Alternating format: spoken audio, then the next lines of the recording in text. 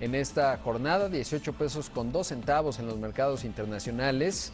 Y esto se da a pesar de que Donald Trump, temprano en la mañana, tuiteaba y celebraba el acuerdo azucarero que se dio con nuestro país. Es una buena señal, considerando que el presidente estadounidense reconocía que hubo beneficios para México, para Estados Unidos, y lo celebraba en este sentido. Para hablar de este y otros temas, me da mucho gusto saludar esta tarde a Jean-François Perrault, economista en jefe global de Scotiabank. Jean-François, thank you very much for being here. Pleasure. What's the perspective that you have on the NAFTA renegotiation? Because being the chief economist from Scotiabank, which is based in Toronto, in Canada, you have the complete landscape of the three countries that are part of this agreement. Well, I think our perspective is that we're a little bit more optimistic about the prospects for NAFTA renegotiation than we certainly were earlier this year, and I think even how some of the business community thinks about it. The reality is that President Trump seems to have a much harsher discourse on NAFTA in principle than he does in practice, in the sense that what we see from his administration is really attempts to modernize NAFTA, to bring it into the 21st century, things that from a Canadian perspective and even a Mexican perspective, I think things that are desirable. So we're not in the business of ripping the trade deal up, it seems, at this point. Le pregunto que, bueno, ¿cuál es su perspectiva operando desde Scotiabank, un banco que está basado en Toronto y pues tiene los tres componentes, los tres países, Canadá, Estados Unidos y México? Y me dice que, bueno, pues son más optimistas con respecto al inicio de este 2017 porque tal parece que el discurso duro que tenía Donald Trump no es conducente a romper el tratado de comercio y más bien se está viendo que el objetivo sería modernizarlo. What about the political pressures that are playing in the case of the United States, which has an election next year, and Mexico, which has a presidential election? I guess in Canada there is also some political pressure, but it's quite different thinking between Mexico and the U.S. Well, the political pressure plays in a number of different ways. So one is it relates to timing, for instance. So there is an interest on the part, I think, of all countries to negotiate an agreement as soon as possible. So there's pressure on that end. Of course, the Mexican election interferes with that to some extent in the sense that the later the negotiations are, the longer they are, the more you bump up against the Mexican election. The other political dimension is that President Trump needs congressional buy-in to move forward on his trade agenda. And right now, he has difficulty with Congress. He's not been able to move forward on healthcare reform. He's not been able to move forward really on tax reform either. And these are two very high priority things for him. Where the trade negotiation lies with respect to those two priorities, I think is a third order. So I don't know when they're going to be able to start negotiating in full faith with us, even though, technically speaking, as of the middle of August, we're in a position to negotiate. Es muy importante. Le pregunto que, habiendo elecciones intermedias en los Estados Unidos, elección presidencial en México, si bien siempre habrá presiones políticas en Canadá, ¿cuál es la presión, el ángulo de la política en la renegociación? Y bueno, pues me dice Jean-François que se trata justamente pues de estas presiones y sobre todo que Donald Trump explica algo muy interesante, pues no ha logrado con el Congreso avanzar su reforma en materia de salud, la reforma fiscal tampoco, y en este sentido, pues si bien formalmente comienzan las negociaciones a mediados de agosto, no sabemos cuándo ya estarán en posición de negociar de buena fe, teniendo el respaldo del Congreso, porque ese será muy importante y será un factor. Now, the IMF in the last days has modified his forecast for the United States GDP. How are you seeing the forecast in terms of the different agendas that has Donald Trump in terms of the fiscal policy and maybe also thinking about his spends in terms of which seems not to be very sustainable?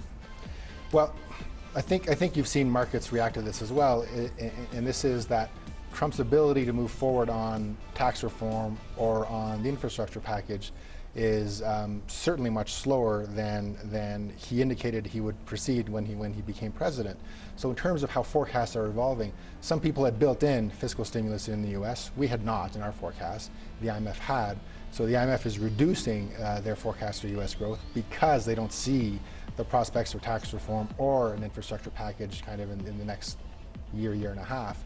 And that, I think you know, that's a meaningful change on their part of the IMF, but it's not really a surprise because Trump has said that he's going to do a number of things and has not really been able to do any of those things. So I think it's a little bit risky for anybody at this point in time to build into their forecast an expectation that Trump will be able to do this, will be able to do that, and will price it into our forecast. I just think it's dangerous these days. Le comento a Jean-François que recientemente el Fondo Monetario Internacional modificó a la baja la perspectiva de crecimiento de los Estados Unidos. Me dice que es un poco arriesgado incluir, digamos, los planes que ha planteado Donald Trump porque ha sido bastante lento en ejecutarlos y bueno, pues no sabemos exactamente si los logrará ejecutar y en ese sentido pues resulta relativamente arriesgado. En el caso de Scotia no han cambiado su perspectiva. What's your forecast for Mexico in 2017? 2%. 2%. So we expect 2% this year, 2.5% next year. Did you upgrade it from the beginning of the year? We have. A number of people have upgraded, Yeah. and it's really a function of a couple of things. One is looking into 2017 from 2016. We thought the trade risk was very significant. We thought the trade risk was significant for Canada. We thought it was significant for Mexico. So everybody had built in a kind of an uncertainty factor related to trade. That is to say, why would you invest in Mexico or Canada if you're not sure what NAFTA is going to look like? So we built in some of that. We've taken that out, and therefore it gives you a little bit less of a drag from trade in Mexican forecasts. At the same time, we're seeing strength in the U.S. It's very strong. You know, U.S. growth will be about 2.2% this year. You know, it's a very decent showing for the U.S. economy. Importantly, the business sector in the U.S. seems to be picking up as well, and that's great for Mexico. It's great for Canada. So to the extent that we have less risk plus a stronger U.S. Gives us much more favorable environment for Mexican growth and Canadian growth for that matter, and we reflect that in our stronger forecast. Le pregunto a Jean-François cuál es la perspectiva de crecimiento para México en este 2017 y me dice que es un 2%. Evidentemente, al igual que muchos otros me comenta, han mejorado la perspectiva de crecimiento por dos asuntos en esencia. Una disminución en cuanto al riesgo del rompimiento del Telecán y eso ha pesado y pues sobre todo este factor es el que ha dado mayor estabilidad y un fortalecimiento de los Estados Unidos. What about the peso? Because the Mexican currency has been one of the more or with better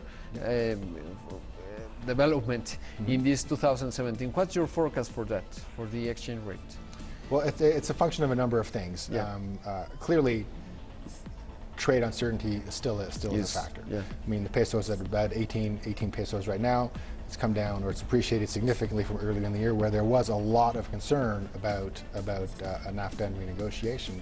I think as we look forward now, we're looking at a scenario where potentially Banxico starts to think about cutting interest rates later in the year. So that's supportive of a kind of a weaker peso, and you put on top of that what will eventually be election-related risks, right? As the polling comes in, as it becomes clearer who might win the election going into 2018, that has had an impact, and I think will continue to have an impact. So we anticipate a bit of a depreciation in the peso over the next year and a half. Le pregunto a Jean-François Perrault, economista en jefe de global de Scotiabank, ¿cuál es la perspectiva con respecto al tipo de cambio, siendo el peso una de las monedas más fortalecidas en este 2017? Y me dice cosas muy interesantes, se da en función de varios asuntos. Evidentemente el comercio internacional, las perspectivas del Telecán es importante, pero también pues se prevé una cierta depreciación considerando asuntos y factores como la elección 2018 que se ha notado evidentemente que ha jugado en el tipo de cambio y bueno, y por supuesto también el Banco de México que quizás hacia adelante esté considerando una disminución de la tasa de interés. And last, what is the potential that you see? I know you're the chief economist, but I guess you see all the numbers. The potential that there is strengthening the commercial relations between Mexico and Canada, because both countries are depending mainly by the U.S. Obviously, it's not easy, but is there a more potential that we have? I think so. Actually, I know so. And I think one of the ways that you can demonstrate this is the collaboration that the Mexican and Canadian governments have shown on the NAFTA file. So there's been a rapprochement, a move closer of the two governments as we engage the United States together, and that I think is leading to closer relations just by virtue of the fact that we talk more. But I think it's leading to a greater understanding on the Canadian side about the benefits and the strength of the Mexican economy and what that might bring to Canada. And I'm sure the same thing is thought of on the Mexican side as well. Maybe in tourism, and there are so many activities. All kinds of ways. Yeah. Le pregunto que, bueno, pues siendo economista en jefe, en los números, ¿cuál es la perspectiva en cuanto al potencial que puede tener un crecimiento en el intercambio entre México y Canadá? Y me dice que en la renegociación pues se ha notado una colaboración, y esto ha puesto en perspectiva de los canadienses justamente las posibilidades que hay con respecto a México. Hay varios asuntos en donde puede darse este potencial. Jean-François, thank you very much for being here. It's a pleasure. Hopefully you come back and maybe we talk in radio or here again. Yeah, I'd love Thank that. you. Thanks. Thank you. Vamos.